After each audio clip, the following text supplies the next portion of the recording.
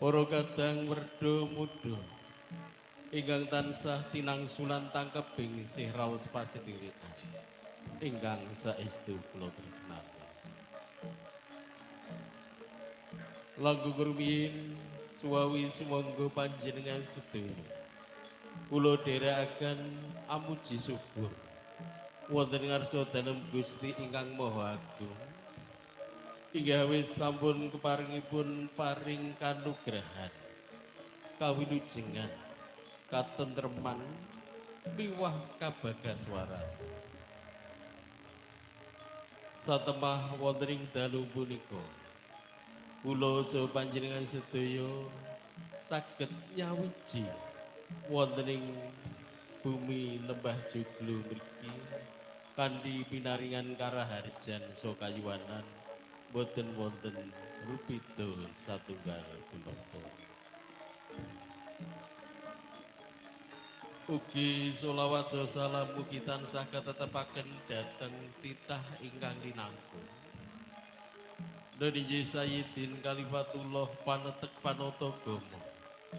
Boten wonten sanes kajawi namung Kanjeng Rasul Muhammad sallallahu alaihi wasallam.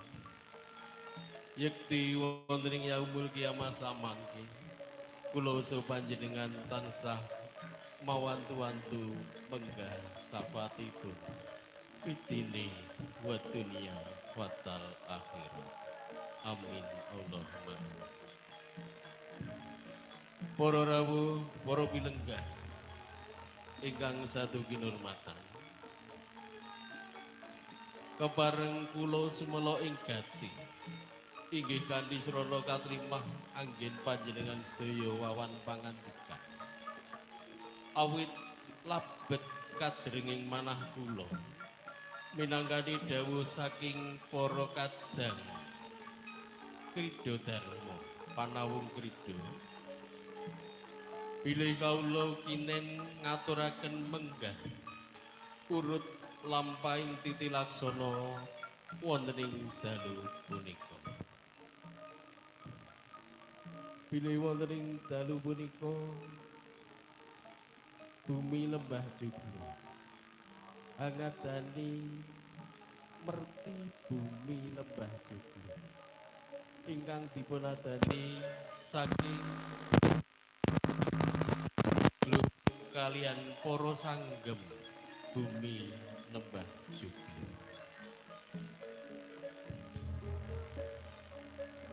Ingkang menika keparenga kula ngaturaken menggah urut lampahing titilaksana ingkang sampun rinakit dening para panawung kerja. Nggih ingkang sepisan lumadining titilaksana pambuka. Kalajengaken titilaksana kaping kalih nggih slametan bumi lembah joglo. Wondene lung tinampining tetungguling ringgit ingkang minangka punjering lampaning dalu menika samanggih karumbaka wonten ing titilaksana ingkang kaping 3.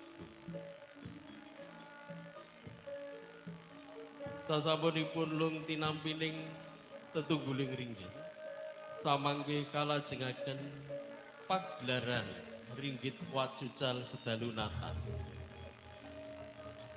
ingkang badhe kababar dening Ki Kasito Hadi Pranoto menika dalang sepuh saking Kabupaten Semarang kanthi lampahan Bimo Bumbu. Nanging saderengipun samangke pagelaran dipun awiti titilaksana katutup sesarengipun. Para wilenggah kakung mewah putri makaten menggah urut lampahing titilaksana slametan merti bumi lembah joglo wonten ing dalu menika. Wondene tumapak ing titilaksana saksampunipun suwuk ungguling gending santi mulya.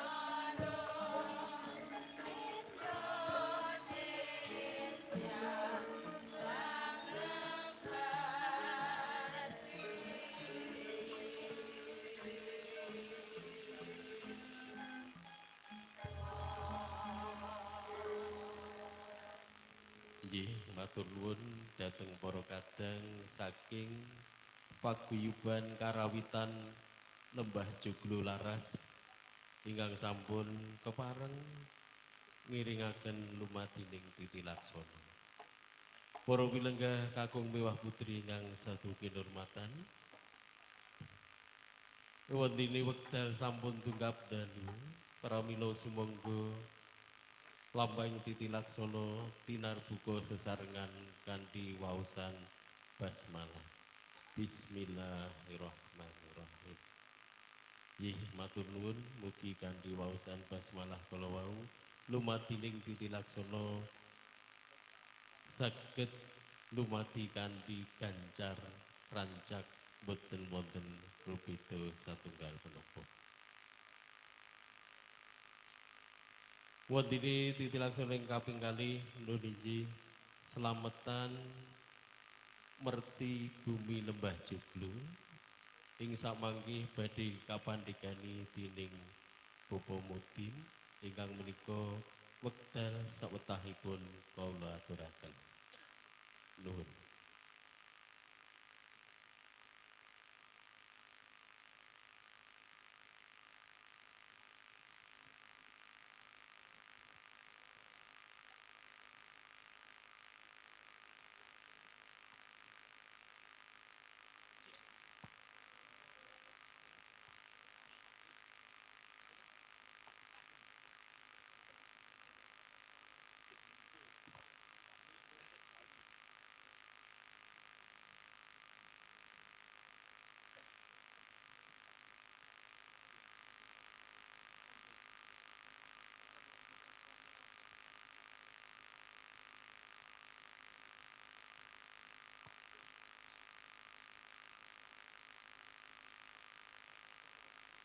Assalamualaikum warahmatullahi wabarakatuh. Alhamdulillah wa syukurillah ngala nikmatillah Sayyidina Muhammad bin Abdillah wa ala ali wa sahbihi wa mawalah la haula wala quwata illa billah amma ba'du. Tinungkaning warana minangka sarana hamayungi sasana hayune widodo nirwikara. Awit rahmatipun Gusti Kang Maha Rasa ingkang tumedhak tumanduk wonten ngarsa panjenengan dalasan kula. Waradin agung kita dumadi kang kepareng prapta kinurmatan.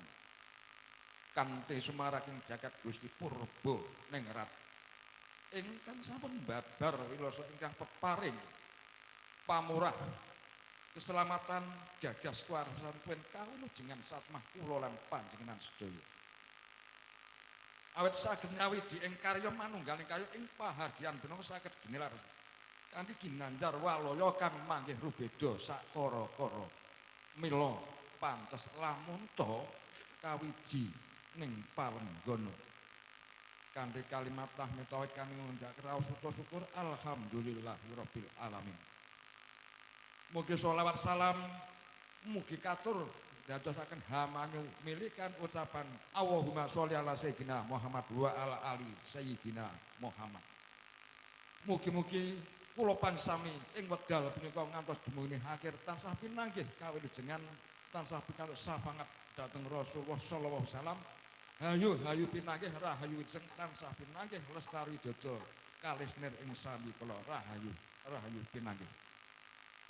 Panjenenganipun para pepundhen sesepuh bini sepuh minggahipun aji sepuh-sepuh miwahaken saha kasepuhan ingkang satuhu sampun pono ing pamaslebda ing pitutur kiblat ing panbah ingkang satuhu kinabten wonten ngarsanipun para kadang para pangembang pangbat praja minangka pantam-pandung para kawula dasih ingkang dahat kalingga murdan akrami ugi panjenenganipun para pradonga seniman seniwati mugi lestari widodо nirsambikala pinanggih kawilujengan ing dalu punika tansah rahayu pinanggih.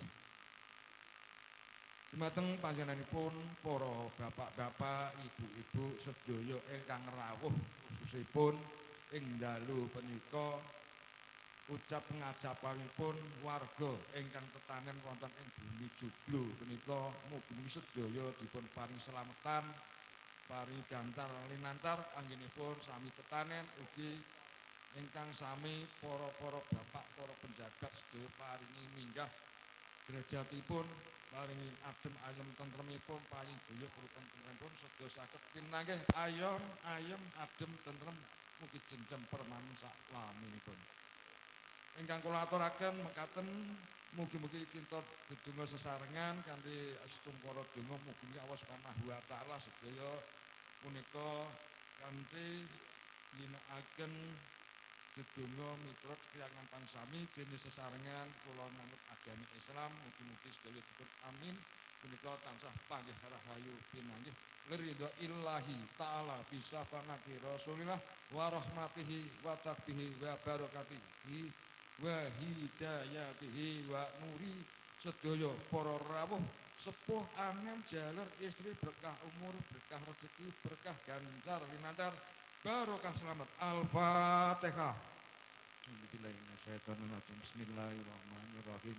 Alhamdulillahirabbil alamin arrahmanirrahim maliki yaumiddin. Iyyaka na'budu wa iyyaka nasta'in ihdinas siratal mustaqim siratal ladzina an'amta 'alaihim ghairil maghdubi 'alaihim waladdallin. Amin. Illa hadratin Nabi Mustafa Muhammadin sallallahu alaihi wasallam wa alihi wa sahbihi wa alihi wa dzurriyyatihi sa'ulillahi lana wa lahumul fatihah. A'udzu billahi minasyaitonir rajim. Bismillahirrahmanirrahim. Alhamdulillahirabbil alamin arrahmanir rahim maliki yaumiddin. Iyyaka na'budu wa iyyaka nasta'in ihdinas siratal mustaqim siratal ladzina an'amta 'alaihim ghairil maghdubi 'alaihim waladdallin.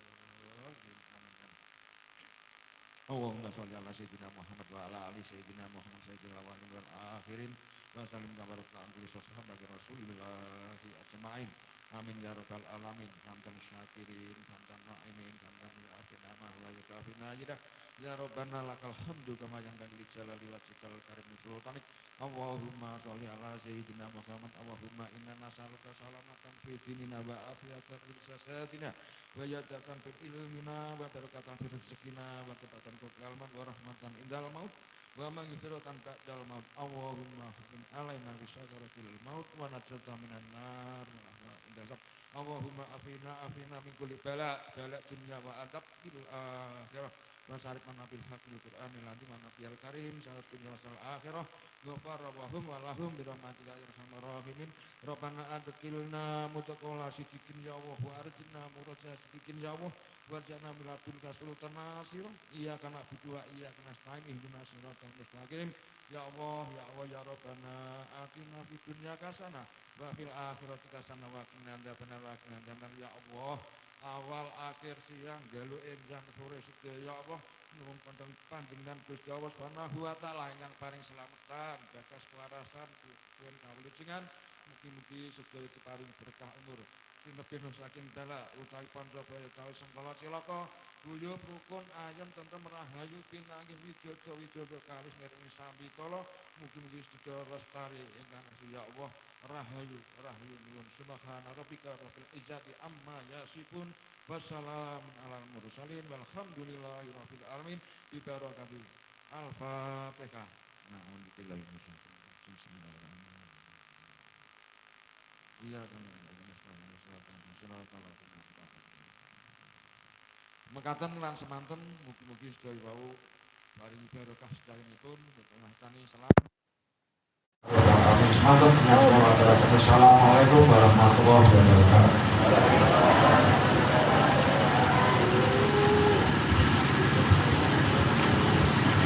Alhamdulillahirrahmanirrahim. Matur nuwun kula aturaken dhateng Bapak Bupati ingkang sampun kepareng hamandikani anggenipun slametan merti bumi lembah Joglo. Para kadang para pilenggah ingkang satu kinurmatan menika gandeng sampun dipun paringi donga ingkang menika daharan ingkang sampun samekta menika dipun kembul sesarengan.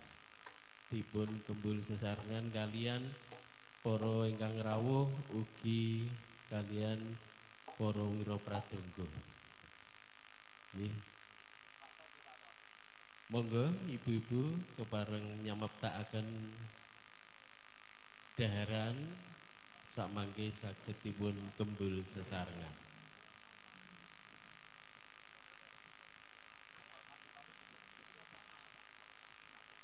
Sinambi nenggo pasugatan ingkang dipun sameptakaken ibu-ibu, monggo para kadang wira pradonga kepareng paring panglipur setunggal utawi kalih gending kemawon.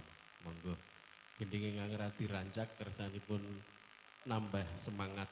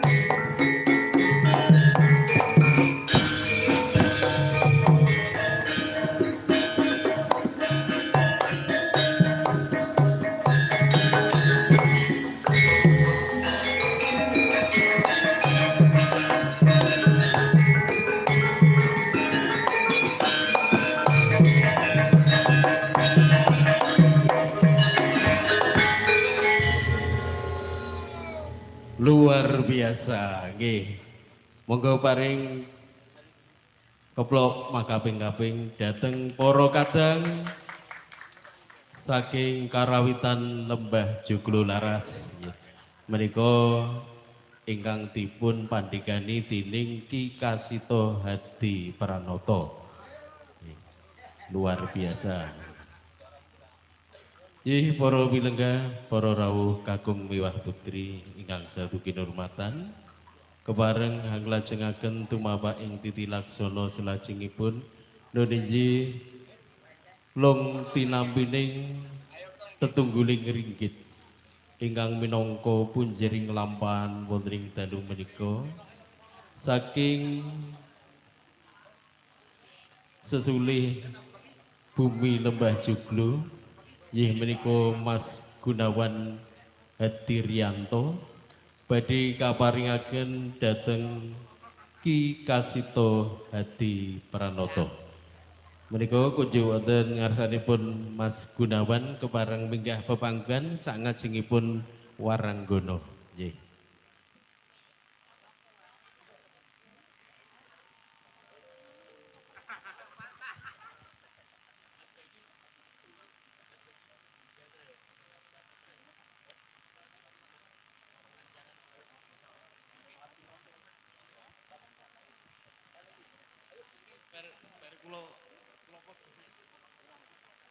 Nggih. Tetungguling ringgit wonten ing dalu menika nuninji Sang Bima ingkang minangka punjering lampahan wonten ing dalu menika. Sampun kaparingaken dening Mas Gunawan Hadirianto dhateng Ki Kasito Hadi Pranoto. Ingkang menika sumangga sesarengan hamirsani kados pundi lampahing Bima Bumbu ingkang badhe kababar dening Ki Kasito Hadi Pranoto.